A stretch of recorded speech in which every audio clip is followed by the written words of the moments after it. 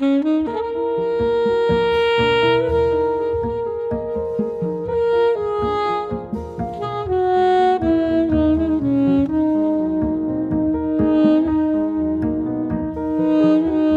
course. Well, my name is Miguel Zenon. I'm a saxophonist and composer from Puerto Rico, living in New York currently.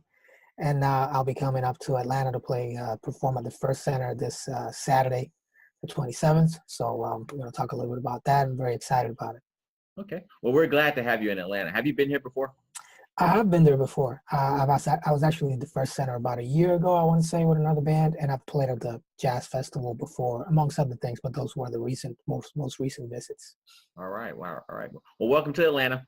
Kind of give us an idea of what can we expect from you this weekend. Well, we're going to be playing a lot of music from a recent release, which is called Típico. It's something that we recorded as a quartet and came out a little less than a year ago. And we're going to be playing a lot of music from that record. That album was actually nominated for the Grammys this year. We're super happy about that, obviously, and we're going to be coming right back the next day to attend the ceremony here, which is at the Madison Square Garden here on the 28th.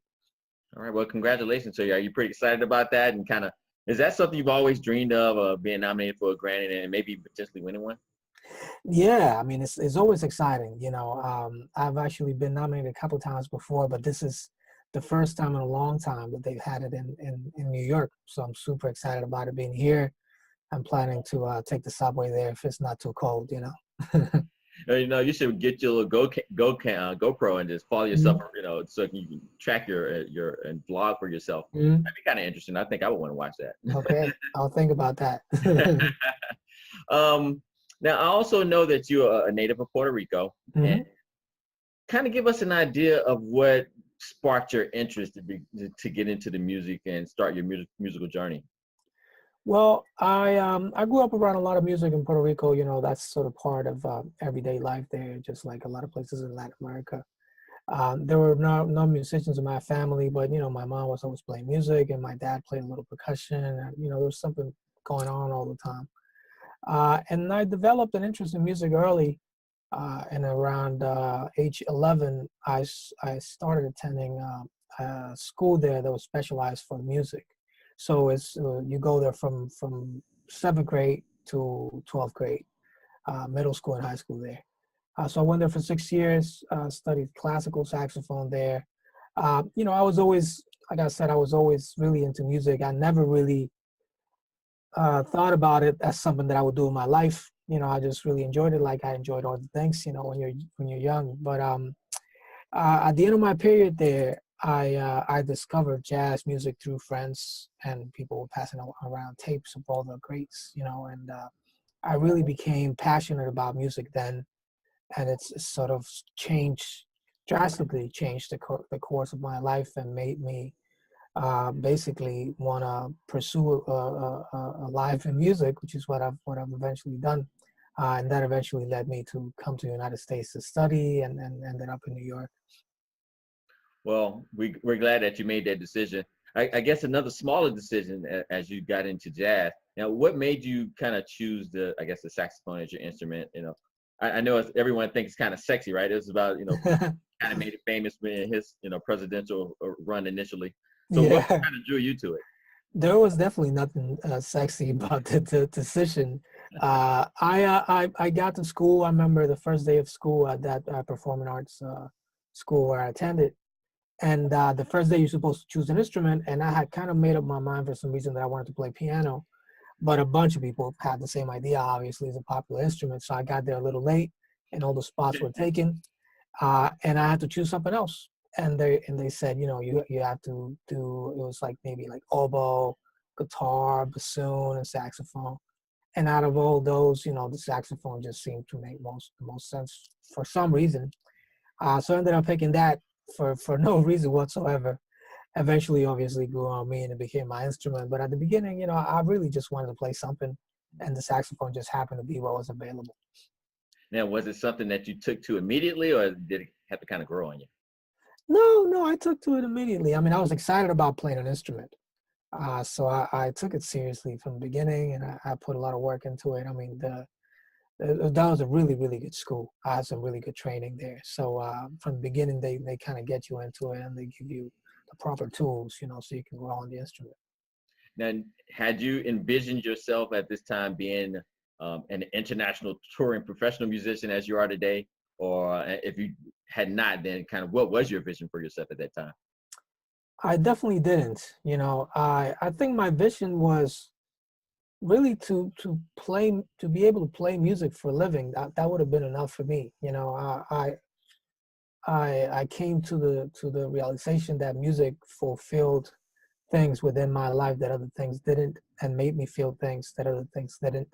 So when I came to the decision of pursuing music, I really just thought about it from the perspective of, I could do something that I love pretty much more than anything else, and I could be making a living off that. I mean, I couldn't really ask for anything more. Um, from the get go, I looked up to a lot of musicians, and I hoped someday to play with them and get to learn from them. So I mean, in every way, it's more than surpassed any kind of expectation that I had beforehand. Now, as you kind of progressed through your career, especially your earlier parts as you were still in Puerto Rico, and on to New York and so forth. Now, is there something you think you've taken from the island, the musically, that you kind of always keep with you, even as of today?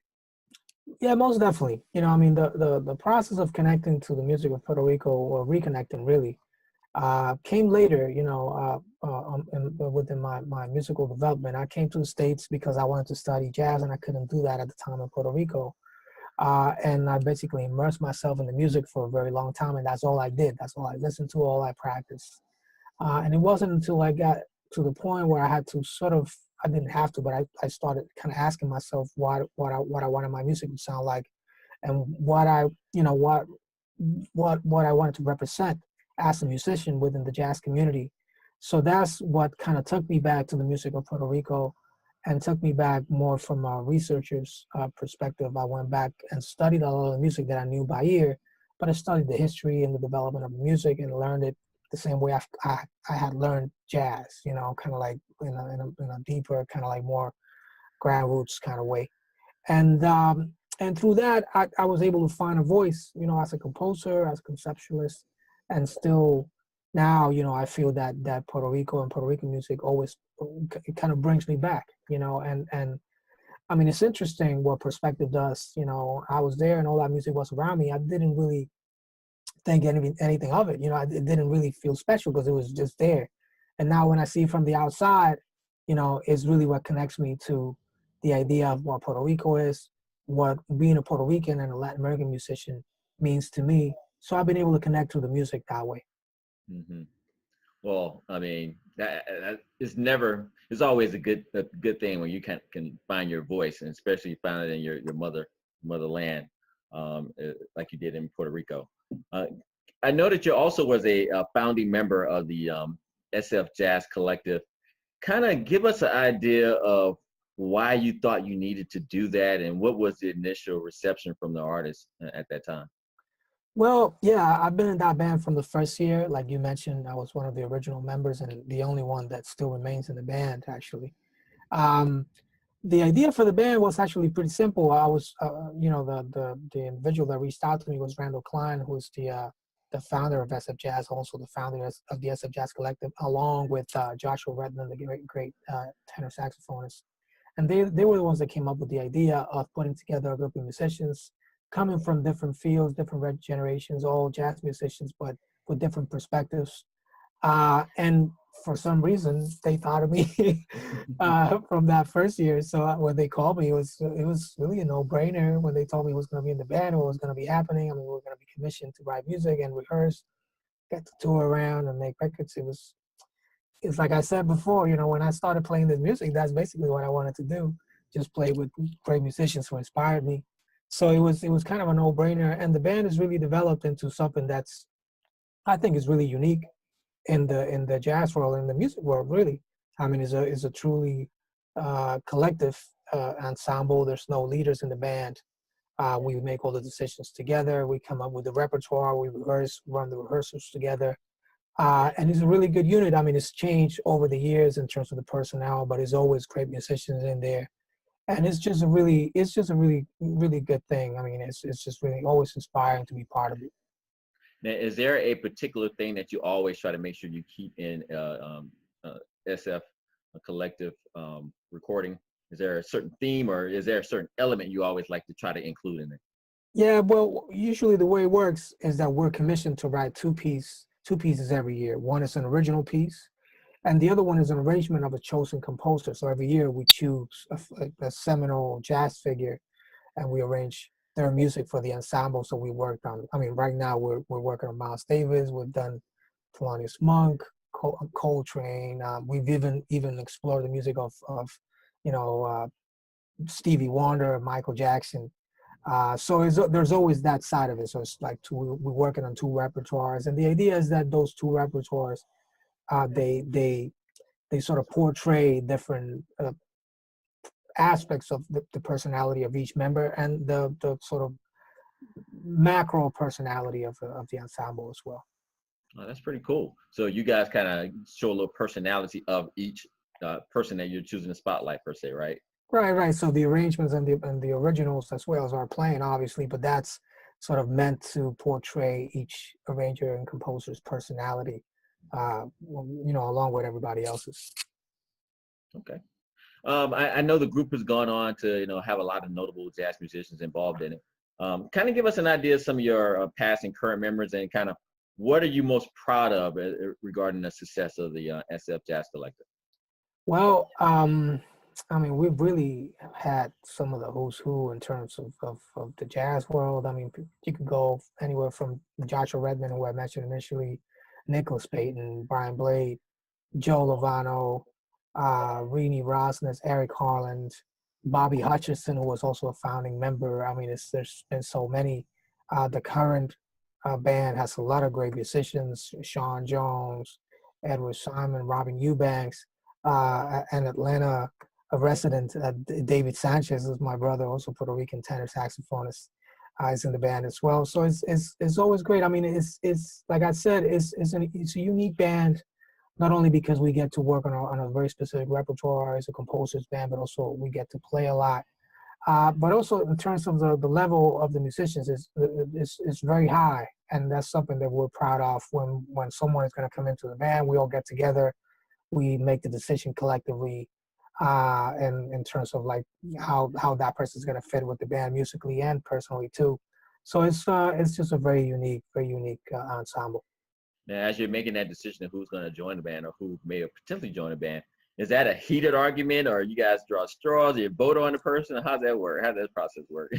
Usually no. I mean, usually what happens is like someone would suggest a couple names, and then someone might suggest someone else, and then we might round it up to 3 or 4 names, and then basically we do pros and cons, and we just vote, and it's pretty democratic. We just take votes, and whoever gets the most votes, that's usually what it is, and that's the way we choose the composer each year. I mean, we always do it that way. So. Oh, very nice. Well, you can't beat that, so no one can catch the blame when someone doesn't make it right. Exactly. Just a couple more questions. I like to kind of ask a more broader, questions about jazz in general. Kind of give me your ideas of why you think jazz has kind of been one of those art forms that's kind of been able to sustain and endure for such a long time. I mean, to my eyes and ears, jazz music is unlike any other music in the world.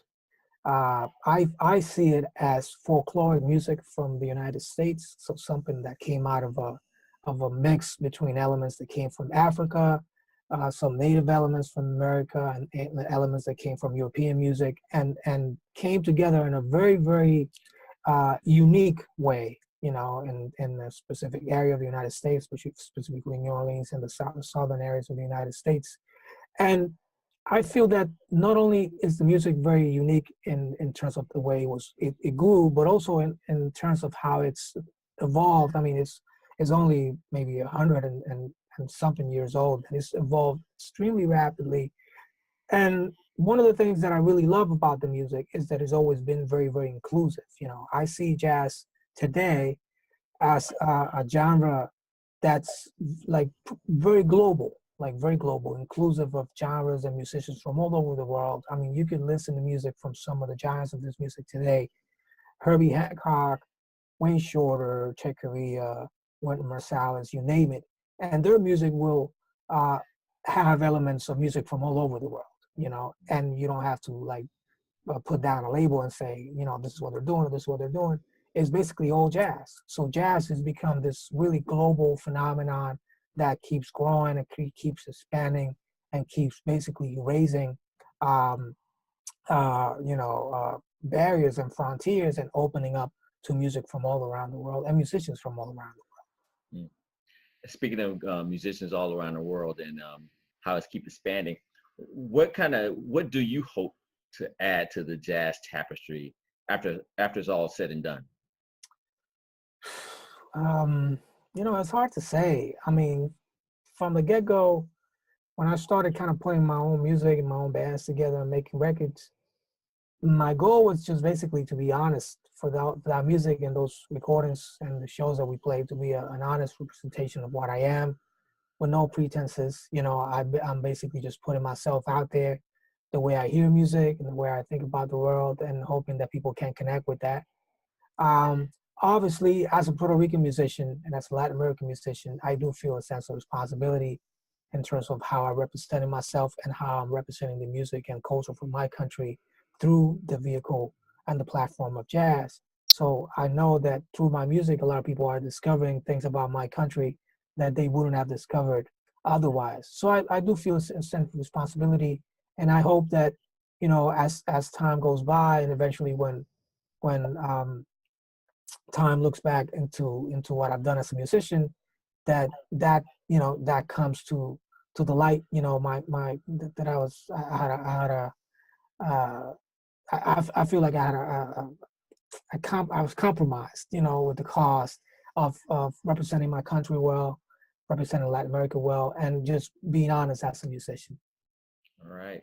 Well, there you have it. We appreciate you joining us today. We're here with Miguel. He's going to be at the First Center for the Performing Arts. That's going to be on Saturday, January the 27th. 7th, yeah. Okay. Yeah. This coming weekend, actually. This coming weekend, yeah. So I'll be there, and I'll be looking forward to seeing you and hearing you. Great. And I've been listening to your stuff all day, so I'm like, I got into the mood to talk to you. So I'm looking forward to it. Again, thank you for your time. We appreciate it. Thank you, man. Looking forward to it. See you all this weekend.